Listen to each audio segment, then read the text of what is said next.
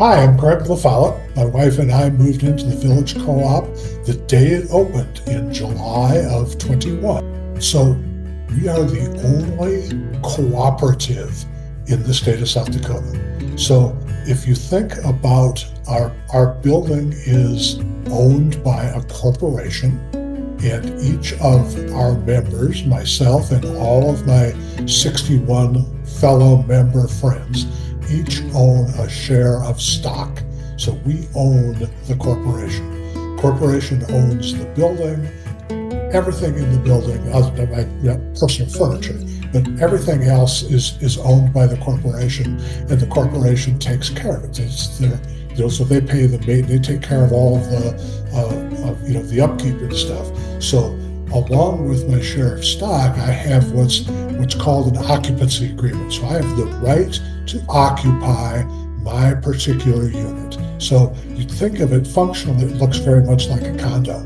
I have an apartment, it'll live in a building, but technically it's not a condo, it's a co-op. So when a share of stock transfers from one person to the other,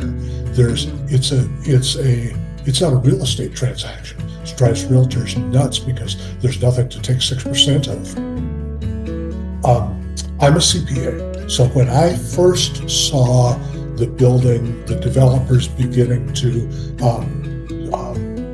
organize the building, I was attracted by the financial, the tax implications, the background, all of the legal organization stuff, because I found it very, very interesting. And so I got very involved in how that all worked. We pay property taxes. We have a master mortgage, so the share of mortgage insurance and the share of property taxes all pass through to the members, and I found that very interesting. What I didn't understand, what I didn't know, is that all of these other people who were my fellow shareholders were going to become my friends, and we built a community. And so I have this building full of fellow owners who are also friends, and I didn't expect the community. I hadn't thought of that. Village Co-op is the only cooperative in the state of South Dakota, so it wasn't a matter of choosing which co-op. It was a matter of choosing where we chose to live in our waning years. We were going to stay in our 3,000 square foot house. And we're going to end up doing something. So we started looking around at where we might go, and we looked at different models, and there's some really wonderful places in Sioux Falls, and we looked at many of them.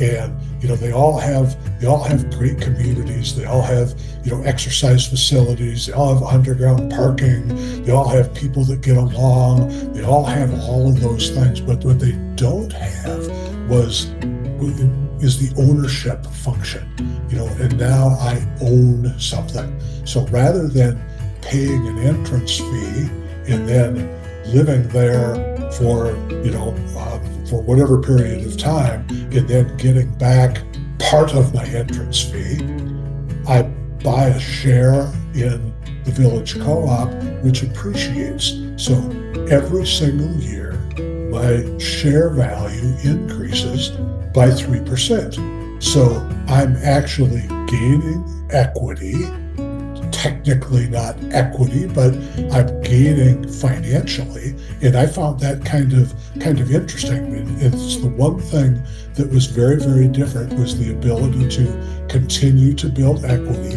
and paired with the ability to be self-governed and to decide together with my friends how we're going to run the place, and not have a landlord decide what they were going to do. So the community is an interesting thing. I've described the Village Co-op a little bit like a college dorm, except we go to bed early. I can be in my apartment and be completely private. I can go in and close the door. That's where I live, and it's beautiful. It's well, and I love living there, and it's private. If, however, I decide I want interaction, all I got to do is wander into the lobby or the great room or the club room or the exercise room, and there's always somebody there. There's always something going on. There are always people around, and so I have that sense of community. And if you really wanted to understand sense of community, put a note on the bulletin board that says, hey, I need a ride to the airport next Tuesday at 5 a.m. and you have 12 people call and say, hey, I can take you. That's community. Kay and I decided that we were going to downsize, and she announced very emphatically one day that she was tired of it and she was going to get rid of all the old useless junk around here. And I was scared to death for weeks. But when we freed ourselves from having the big house and all the stuff and moved in here, we have a beautiful unit that's way more room than we need even here.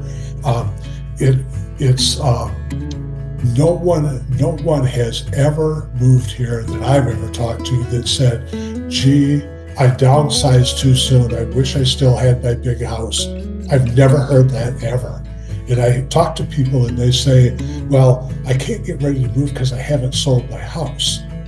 So I can't come and buy a share and move into the co-op because I haven't sold my house. I said, well, then what will happen when we don't have units turn over very often, and when they do, they're sold pretty fast.